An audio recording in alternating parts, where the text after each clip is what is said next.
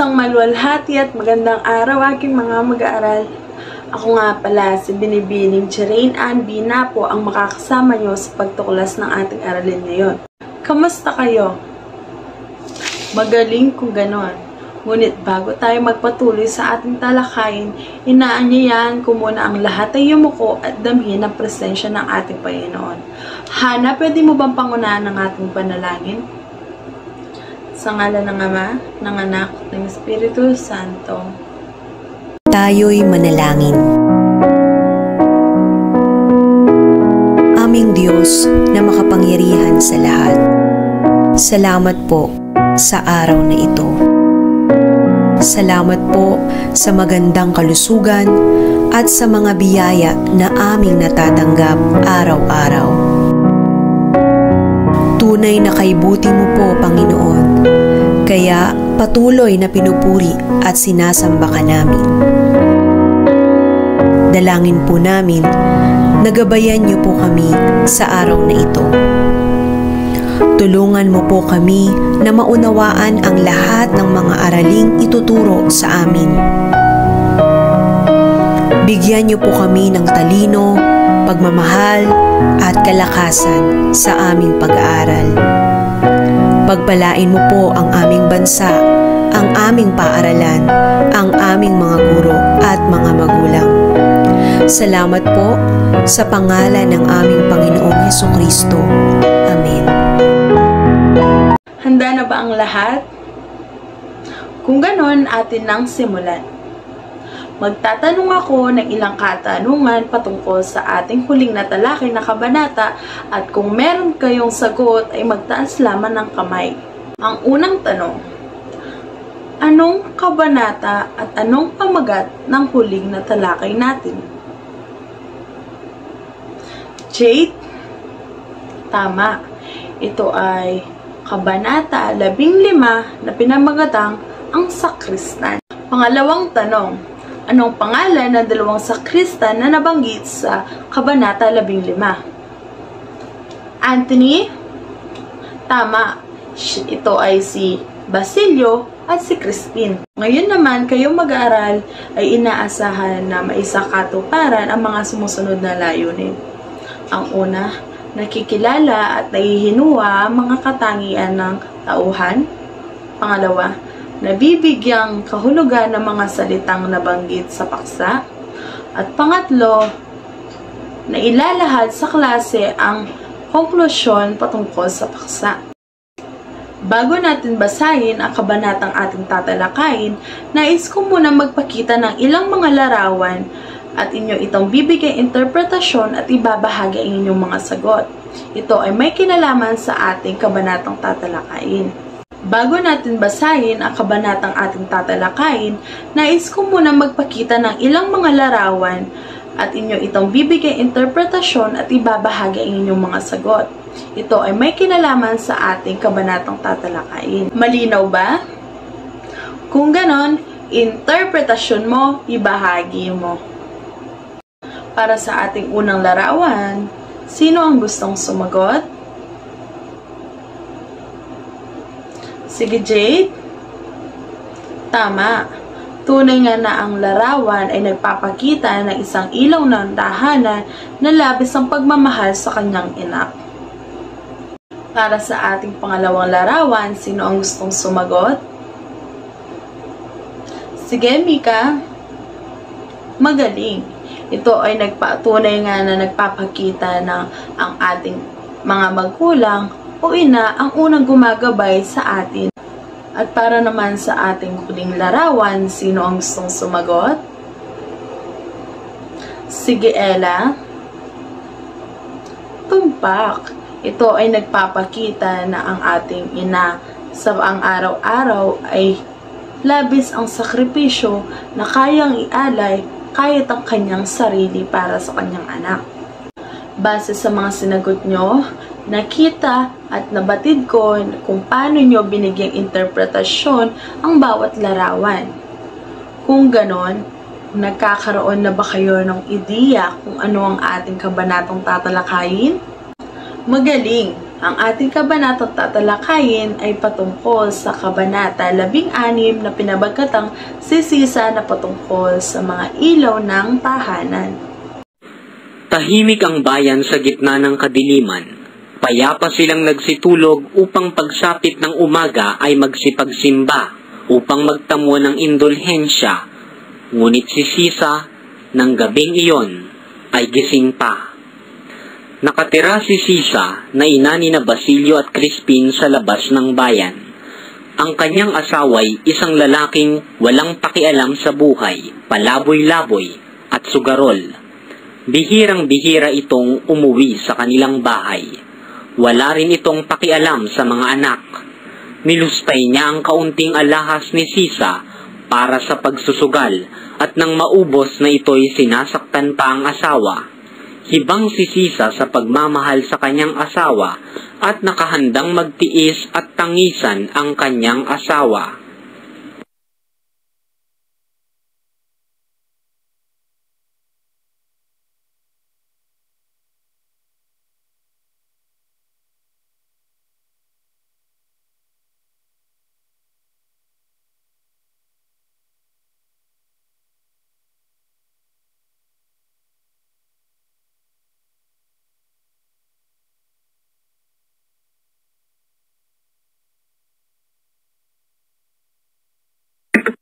Nang gabing yaoy, inaasahan niya ang pagdating ng mga anak. Bumili siya ng ilang isdang tuyong idaragdag sa ulam ng mga anak. Namitas ng sariwang kamatis sa kanilang bakuran, nang hingi ng tindang na usa at isang hita ng patong bundok kay Mang Tasyo. Nagsaing siya ng maputing bigas na pinag-ipunan niya para sa kanyang mga anak.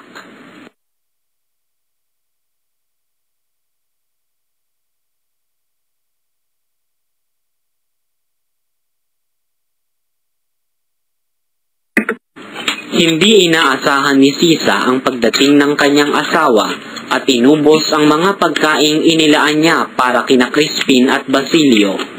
Umalis muli ito pagkakain at nagbiling ipagtira ng piso sa sasahuring kwalta ni Basilio.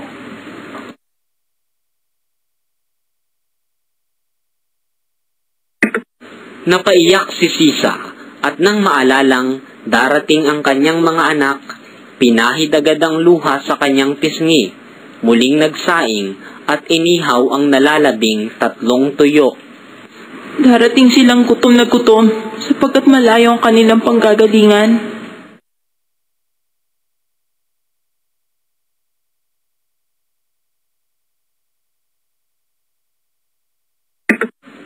Inip na si Sisa sa paghihintay sa mga anak.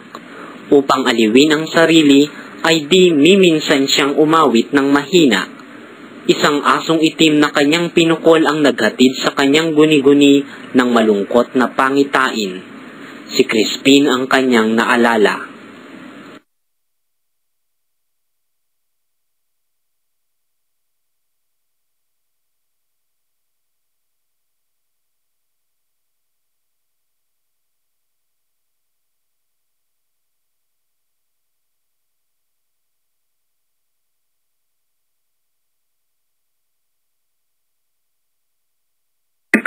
Walang ano-ano'y, Inang, buksan mo ang pinto! Inang, pagbuksan mo ako! Kinilabutan si Sisa. Waring namamalik mata at nagising sa isang tunay na pangyayari. Ngayon, base sa napakinggan at napanood nating video patungkol sa kabanata 16 na si Sisa, nakita natin kung paano ipinaghanda ni Sisa ng pagkain ang kanyang mga anak na si Crispin at Basilio. Sige nga, kung talagang nakinig at nanood kayo sa ating video ng kabanata 16, ano-ano ang mga hinandang pagkain ni Sisa para sa kanyang mga anak? Chud? Tama, pindang na usa. Ella? Tama rin, tuyo o tawilis na may kasamang kamatis. Meron pa ba? Magaling, isang hita ng patong bundok. Kung kayo ang tatanungin ko, pinaghahanda rin ba kayo ng inyong mga magulang o inyong mga ina? Ikaw, Mark, ano ang iyong nararamdaman pag ginagawa yun ng iyong nanay? Tunay. Ito ay tunay nga na masarap sa pakiramdam kapag tayo ay pinaghahanda ng ating nanay, lalong-lalo na sa tuwing tayo ay papasok ng paaralan. Ngayon naman, ang susunod na pangyayari ay inubos at kinain lahat ni Pedro na walang ginawa kundi magsugal at maglayas ang lahat ng inihandang pagkain ni Sisa para sa mga anak na darating. Sa pangyayaring yon, walang nagawa si Sisa sapagkat masakit man isipin, ito ay sinasaktan ng asawa.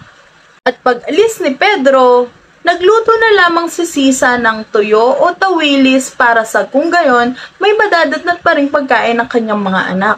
Pero habang hinihintay ni Sisa ang mga anak na dumating, ano ang kanyang nakita?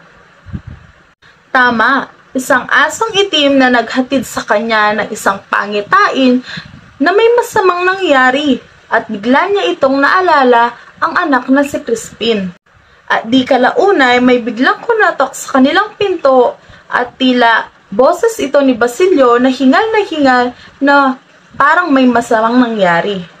Ngayon naman gusto kong marinig ang masasabi o mahihinuhan ninyo patungkol kay Sisa bilang isang asawa at bilang isang ina. Si Sisa bilang asawa ay isa itong martir na labis ang pagtitiis sa asawa kahit na sinasaktan ito at hinihingan ng pera. Si Sisa naman bilang isang ina ay tunay na maalalahanin, mapagmahal at masakripisyo dahil kahit na sila ay kapos, pinipilit niyang may maihain para sa kanyang mga anak. Tunay nga na mararamdaman mo kung ano ang tunay na pagmamahal ng isang ina. Kung gayon, naintindihan niyo na ba ang ating tinalakay na kabanata? May mga katanungan ba? Ngayon, dumako naman tayo sa ating pagtataya kung wala na kayong katanungan. Para naman sa ating pagtataya, susulat ako ng ilang katanungan sa ating pisara at tunyo itong pagsusunod-sunurin sa nararapat na pangyayari. Isusulat niyo ito sa kapital na letra sa mga guhit na nakalagay.